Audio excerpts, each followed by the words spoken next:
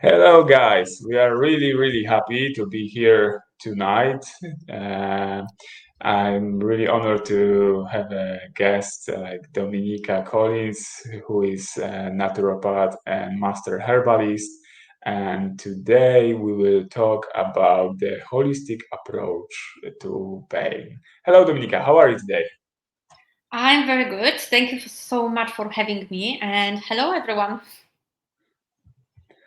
Um, Maybe we will start from the most common question what people asking.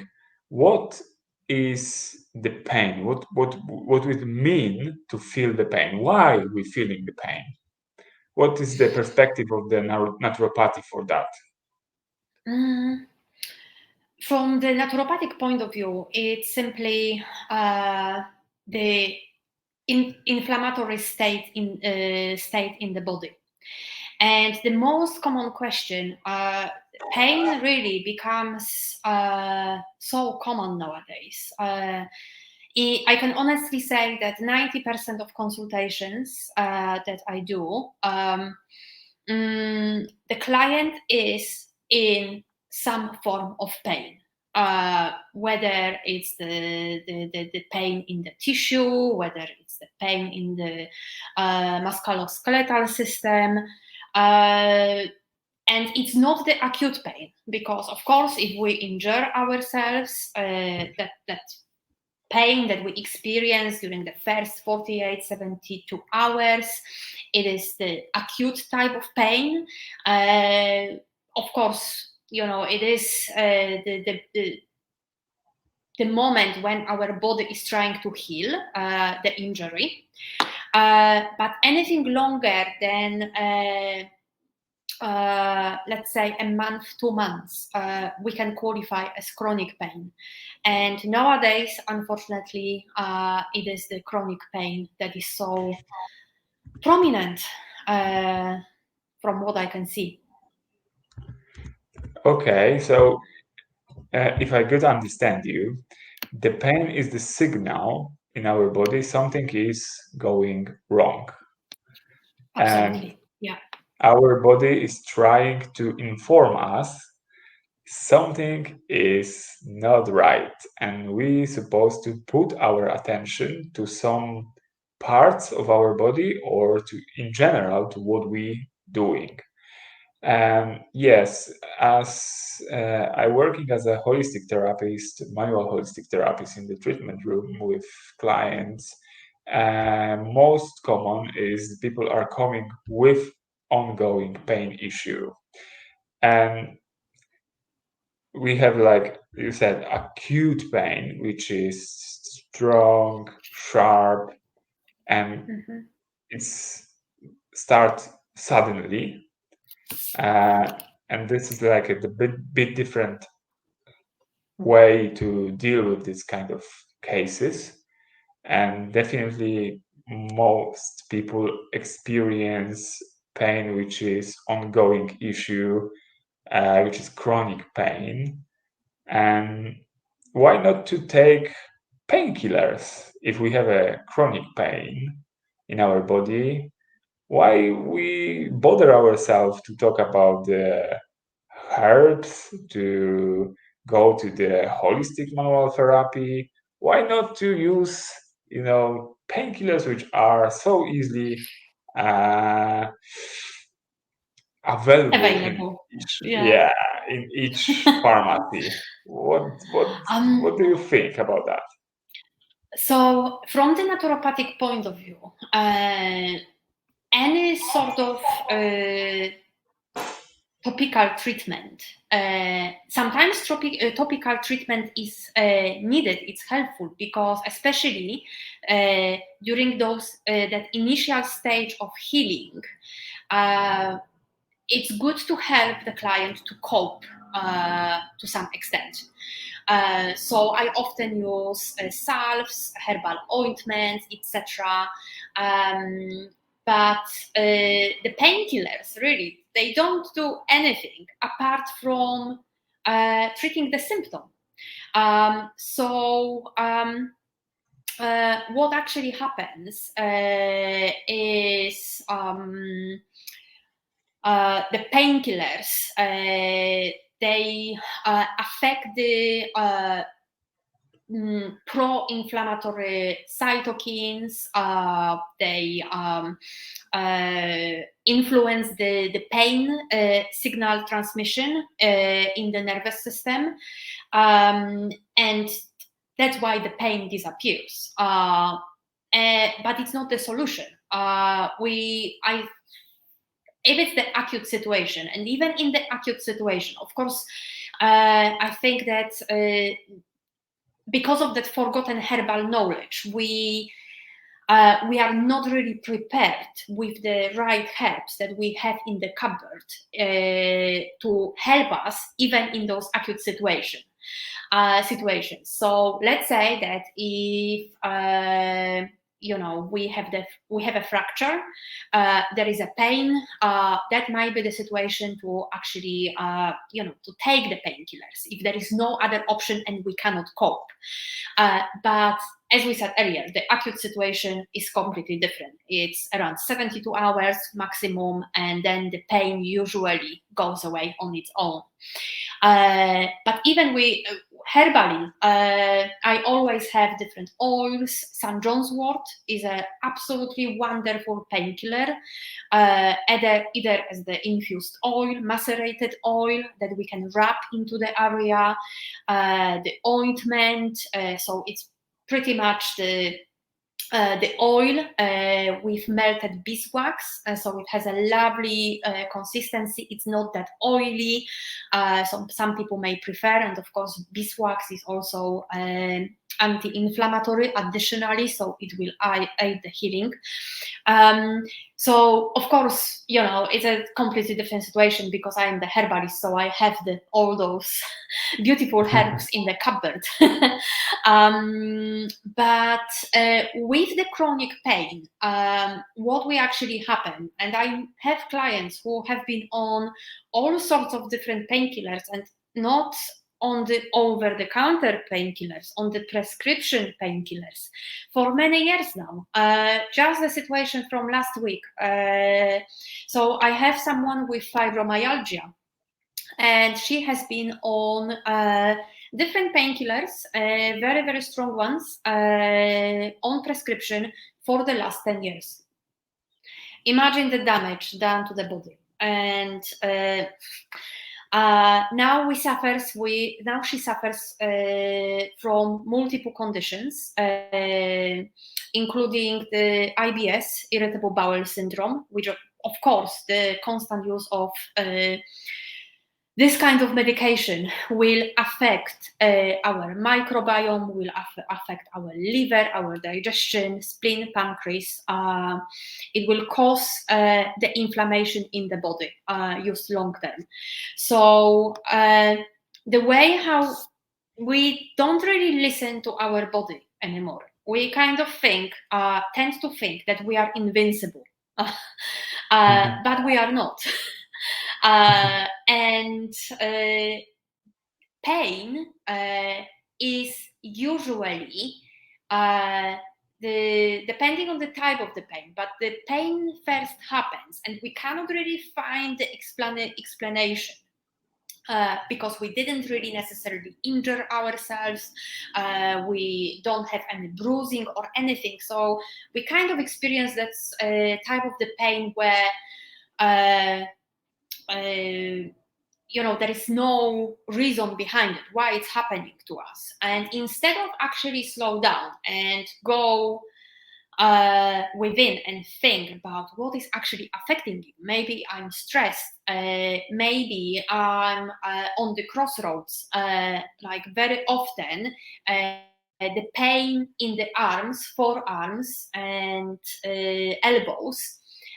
It's what we do with our hands. We show direction. So maybe we are on the crossroads and we are unsure about the direction in our life.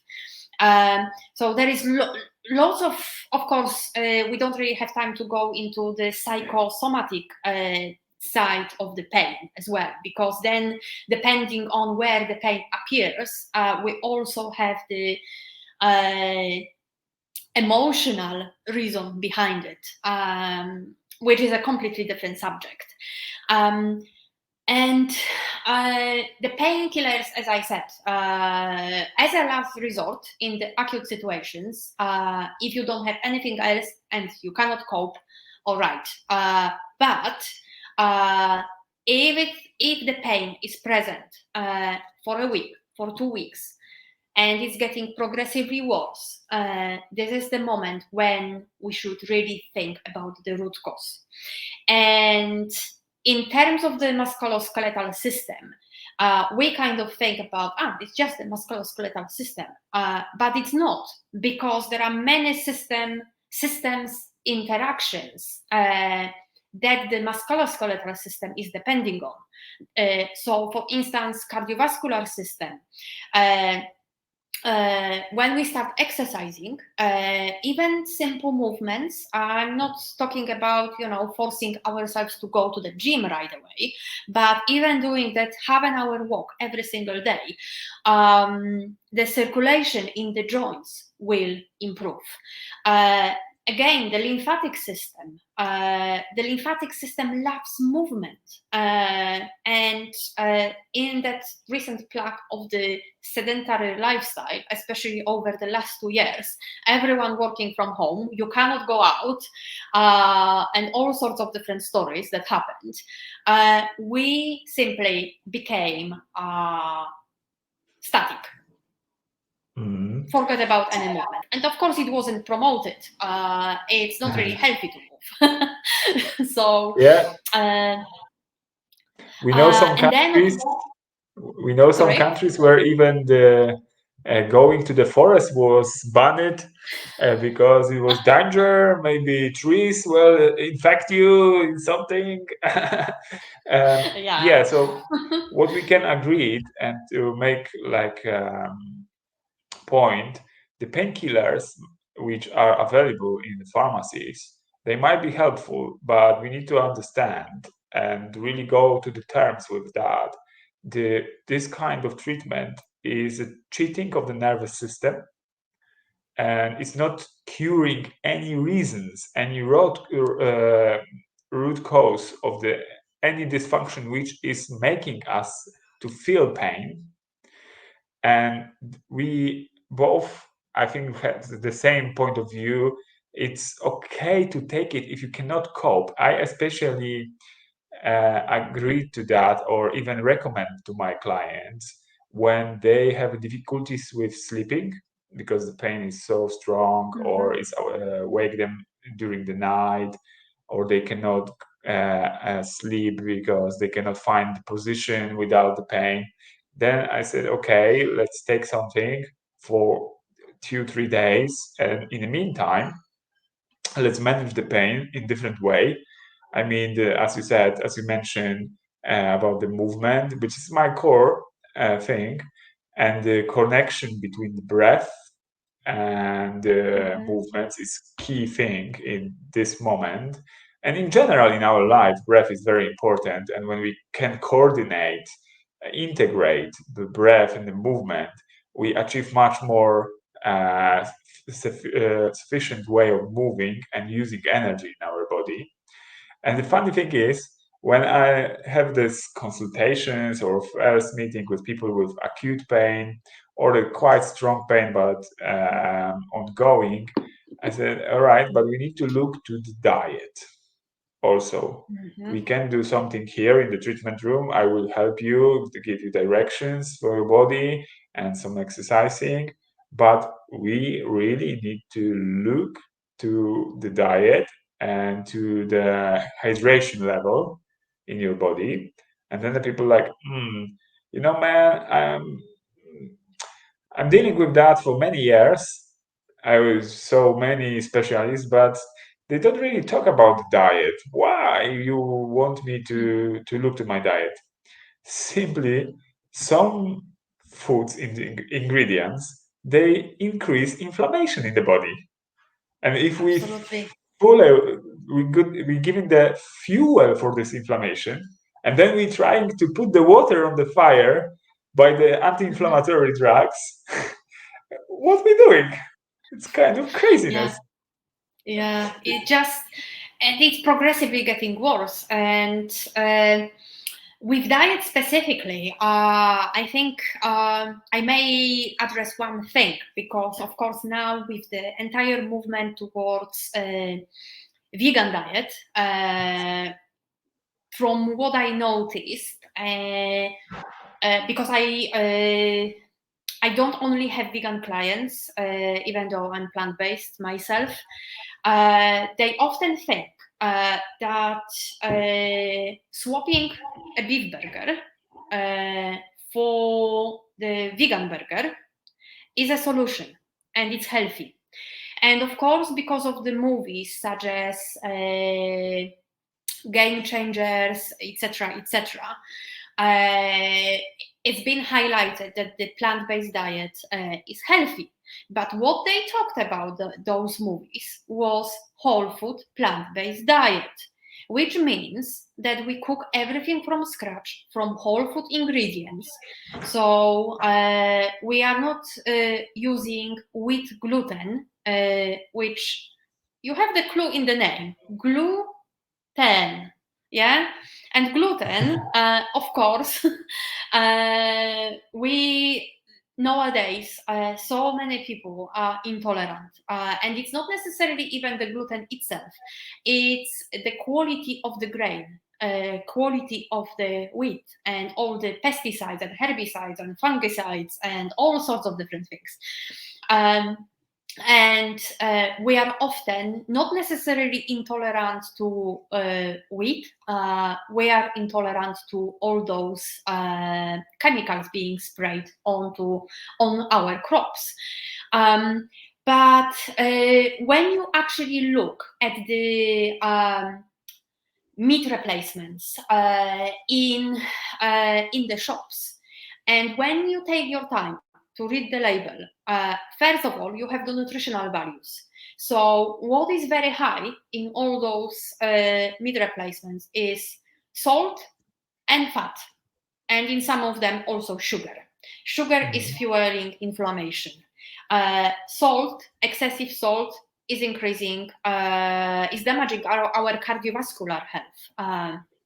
And then we have also lots of fat, which is the saturated fat. And nowadays they use rapeseed oil, which is heavily sprayed, or the coconut oil, which, apart from the ethical issues, because the coconut oil is not necessarily ethical unless you know where you are buying it from. It is also the saturated fat, and it should be consumed. It has its health benefits, however, everything in the moderation. With the balance. Yeah, and when you actually turn the packaging to the back, you have the list of ingredients. It's absolutely scary what's in it. There is nothing healthy about vegan meat replacements. I think so far I only managed to find one burgers from the co-op which actually are clean to eat, let's say.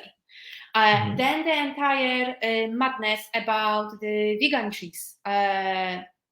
And I know that probably some of you will be laughing because it comes from the mouth of the long-term vegan, over 10 years now. You know what is the vegan cheese? In most of the supermarkets. I'm not talking about the Whole Foods or Planet Organic, just the supermarkets like Sainsbury, etc. It's coconut oil and cornstarch or potato starch or modified starch. Inflammation. And if you really want to have some sort of the dairy, because dairy also, cow's dairy, has pro-inflammatory effect on our body. The only type of dairy that we as a human beings can digest is the goat dairy. It doesn't have the inflammatory effect on the body.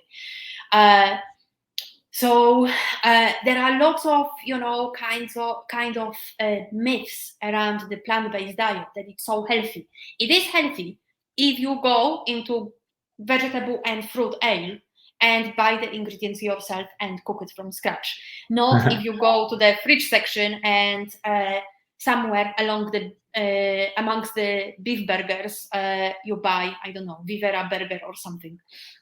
So that's another trap, really, massive trap.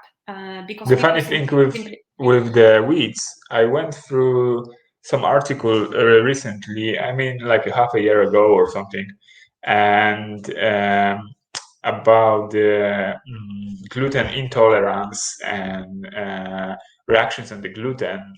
I was like really interested why so many people is reacting. And so what they said in this article, you know how many parasites were interested in the weeds 50 years ago?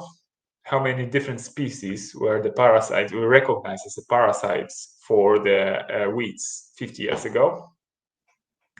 Almost 100 types in Europe. Do you know how many parasites now are interesting in the weeds? Probably 10 times that. Two? Two. Only two. Because rest doesn't want to eat it. Right. It's not feeding even the parasite. That's your answer. Yeah.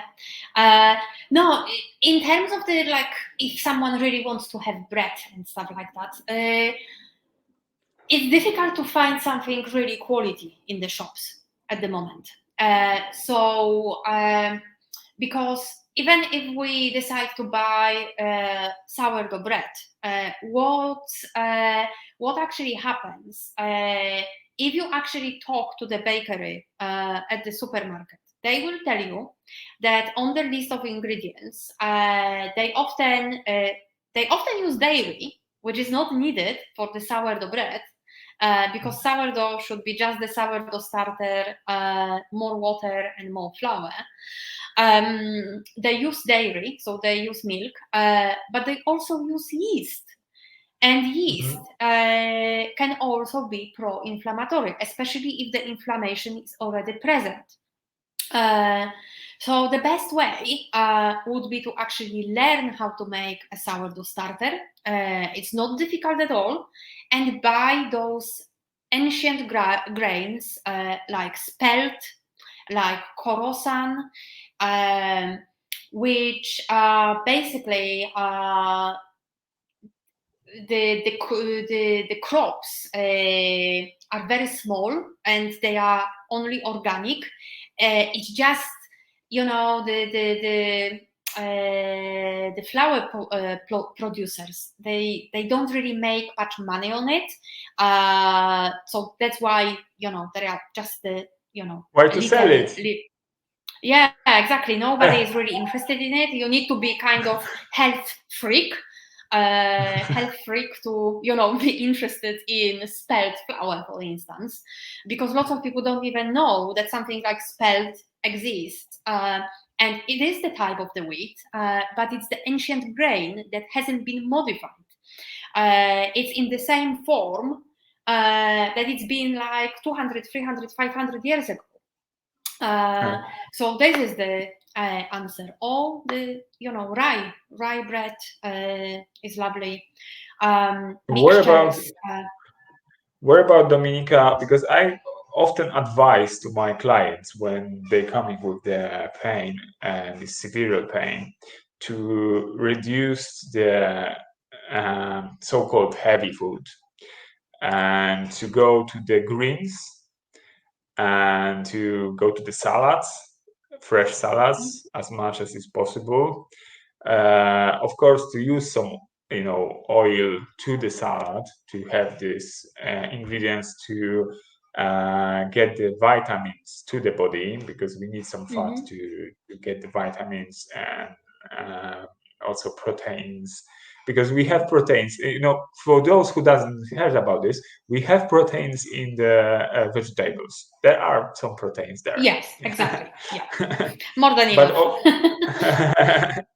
and then to do at least like few days alcohol free, definitely sugar. I'm trying always to convince people to drop the level of sugar as much as is possible, and also the spicy food, because it's also, from my perspective, it's also increasing inflammation when we eating a lot.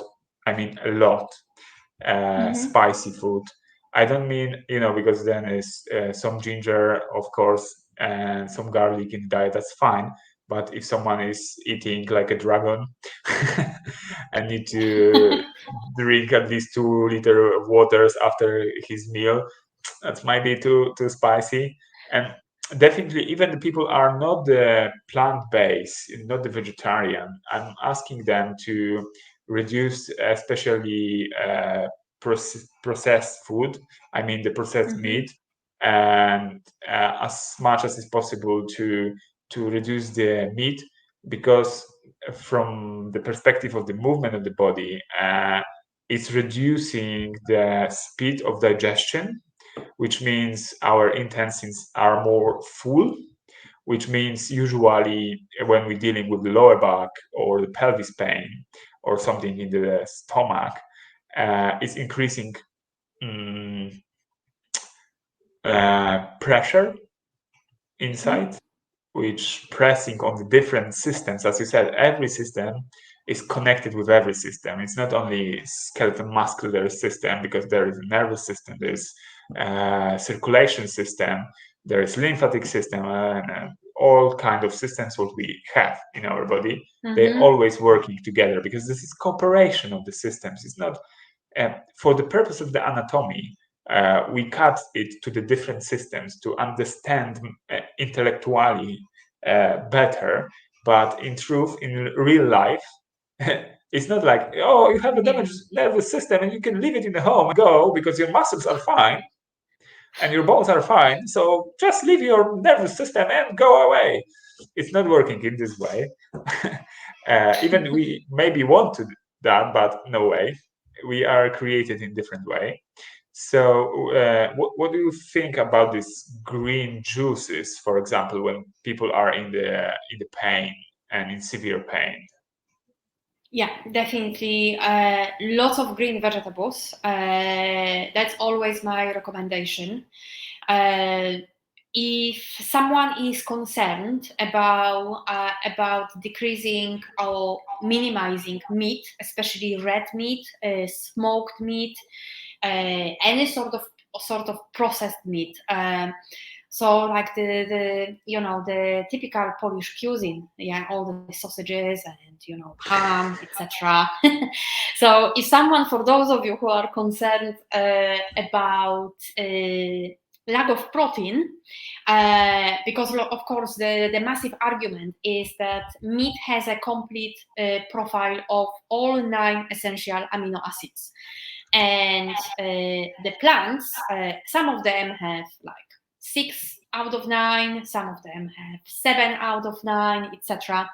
But not many people know that quinoa has a complete amino acid profile. It has all 9 of them, so we can compare it to the steak, really. So if you are concerned, and for whatever reason, especially when it's cold, because it's also the body's adaptation process, you may feel like, oh, I had a salad, but I feel cold. It's cold outside. It's raining. You can actually have a warm salad with cooked quinoa, and just mix it all together. It will warm it up, and it will be a completely different experience. Another grain which contains quercetin, which is also anti-inflammatory, is buckwheat. And we have raw buckwheat. It is usually the one that you can find in the British supermarkets, and it's better. However, in the Polish supermarkets, in Poland in general, the health food shops, they have raw buckwheat, But in the supermarkets, typical Polish thing is the roasted buckwheat, yeah? But you can have them interchangeably as well. Greens, definitely, it's the must-have, not only because of the vitamins and minerals that are present, but also for the fiber. The Western diet doesn't contain enough fiber. That's why we experience constipation, things like ulcers, problems with the colon, irritable bowel, and fiber really works as a kind of like the brush for our gut. It cleans everything and helps us to eliminate.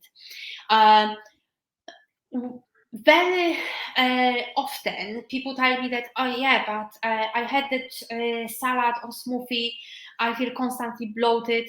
The reason why you feel bloated is that because you went from that meat and potato to suddenly having salads for lunch, having a portion of greens for your dinner, and your body is in shock.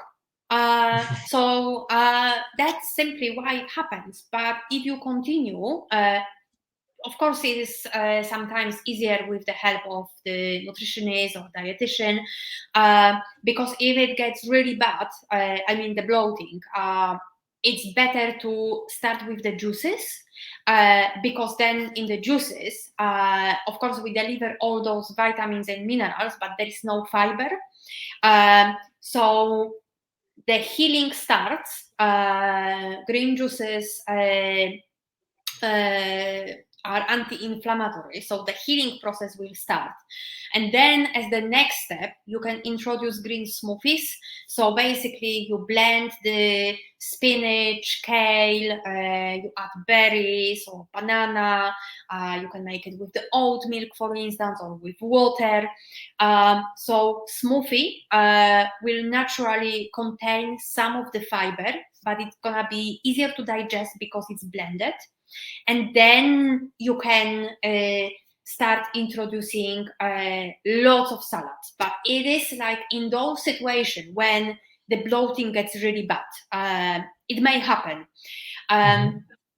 But definitely green juices are they're such a lovely option for when we actually feel hungry.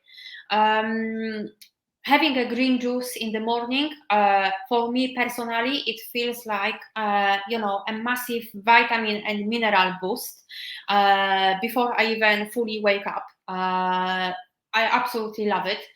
And then very often, when we start feeling hungry during the day, we are not necessarily hungry. First of all, we may feel dehydrated. That's very often a reason here.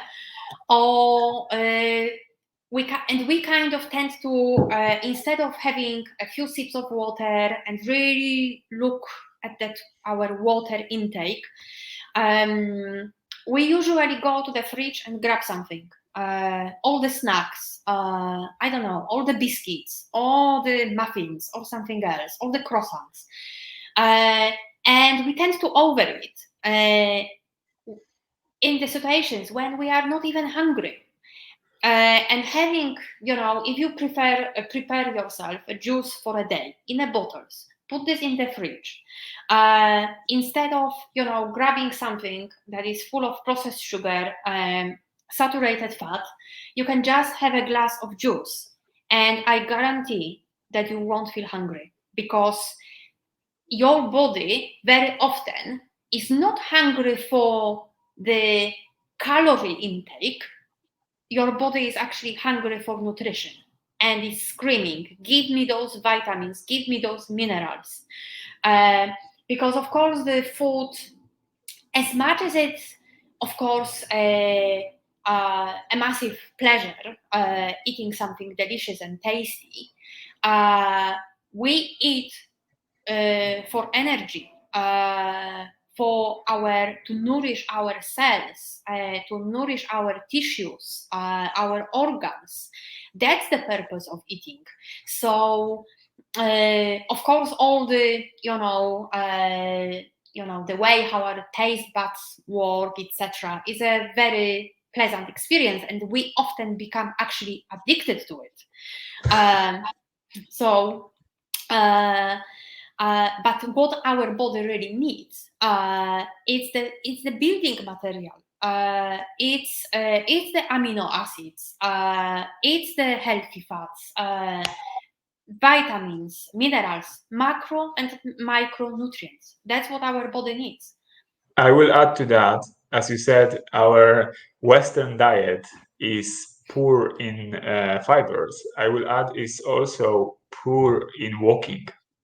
From the perspective of the body, that's the thing. We're supposed to walk more because when we're walking, we're changing tension in the muscles and we're changing pressure in the organs.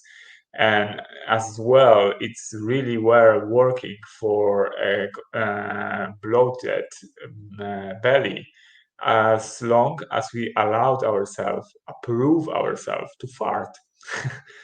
Because it's fart on the wind. And it's important to remember about if we don't suffer from the acute pain in this very moment to walk, if we suffer from pain, just we need to adjust the timing of walking, because sometimes people are, like as you said, they drastically change from the meat diet, like the classic diet, let's say, to the vegan diet, to the vegetable-based diet, and then they are in shock. The same is with movement. They don't walk too much, and suddenly they going for a walk for 3 hours, and then next day or the second day they're dying because their calves are burning. They feel the pain in feet, hips, and so on. And we need to build up slowly, build up things and adjust ourselves, because usually what is happening with us, we burning ourselves because we have this idea, oh yeah, from today I will, and 3 days later, no, it's killing me. It's killing you because you are not adjusting, not stepping. It's better to do slow one step forward than huge step and 2 step backward. And it's in balancing our body. So in general, from my perspective, is we're looking for the balance, to find the balance in our life.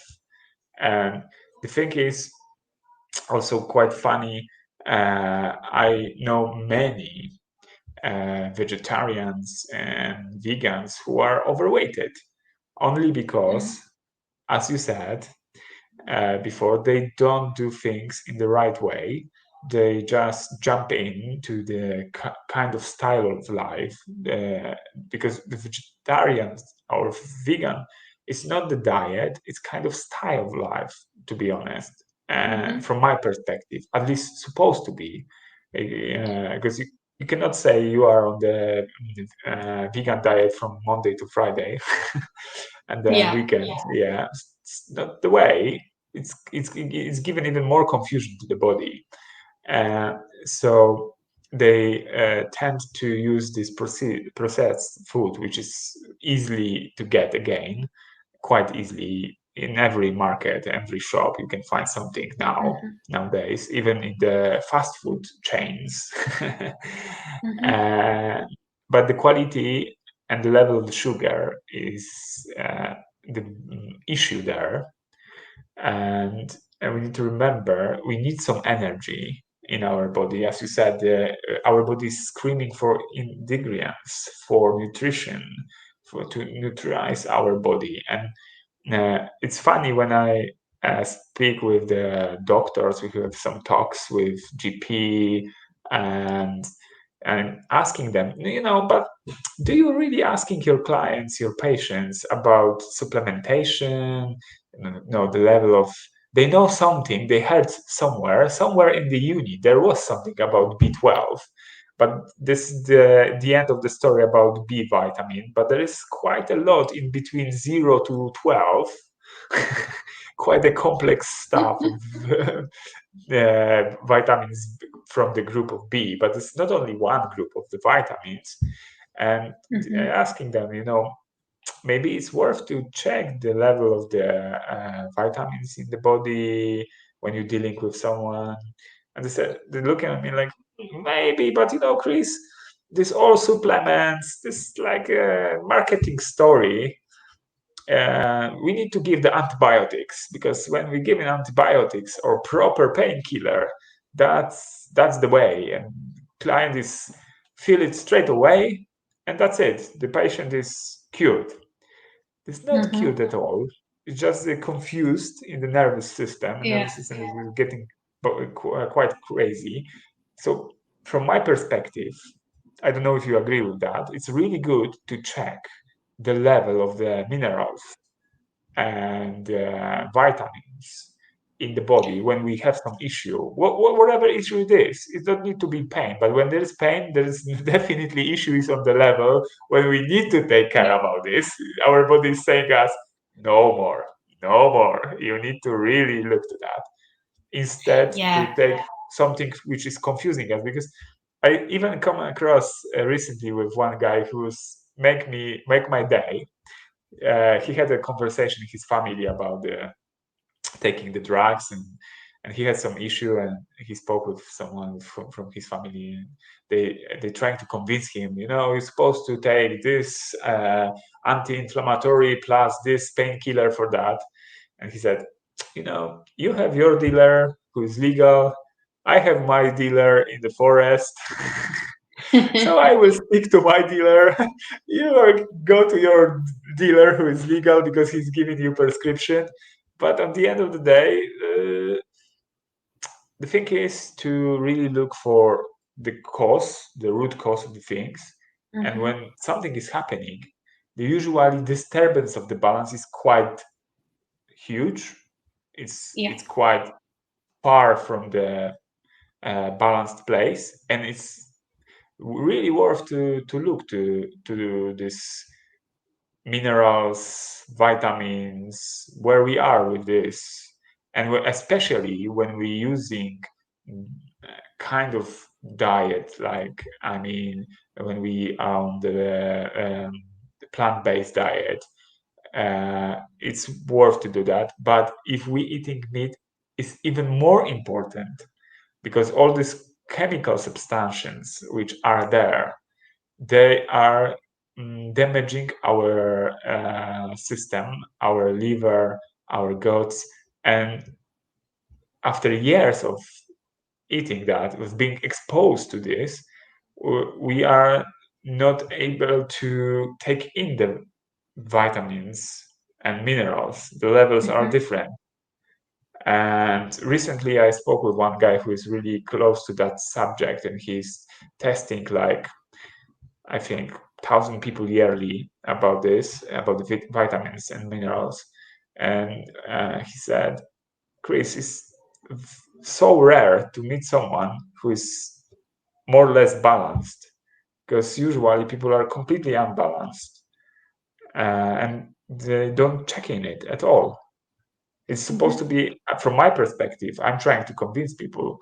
And this is one of the reasons why we are here and talking about this as well, to take tests as well from time to time, regularly. Even nothing is happening really, really bad. It's good to check, and because it's better to go to the prevention than treatment. This is what we lost. What we lost in the system, in the health system, because we tend to pay someone for curing us, for the treatment, instead to look preventing for it from happening. Exactly. That's the way. Definitely. The regular checkups, ideally everything, the blood tests for the levels of vitamins, minerals, stool test every couple of years, urine test. These are all important. And also, another thing I highly recommend also hair mineral test. For one very reason, that lots of inflammation is caused by heavy metal intoxication. And the heavy metals, that's a subject on its own, but they are everywhere. They are in pesticides, they are in our water, and I highly encourage everyone to contact your water company and ask them for a report that they are obliged to give you, because the trace minerals of the heavy metals that are allowed are actually scary. And without the water distillation or some sort of the reverse osmosis filter system, we are not getting rid of them. So, like, seriously, by drinking the tap water, you are killing yourself slowly. The heavy metals are in pollution, so we are really ingesting it from every direction. And that's another massive reason for the inflammation in the body. Great. Thank you, Dominica, for that. That's really interesting. For today, we will need to end this conversation, but we will definitely back. And if you guys have some questions, specific questions, you can ask in the comments under this video, and we will back to you. And please let us know if you are interested to get more knowledge, more our experience about the things, and what the subject would you like to go through. We are more than happy to go regularly with Dominica with these health talks from different perspectives, and I believe it's really interesting, and I'm really grateful for your time, Dominica, and for your will No problem. Thank you so much. To share. And yeah, guys, thank you, and see you next time. See you.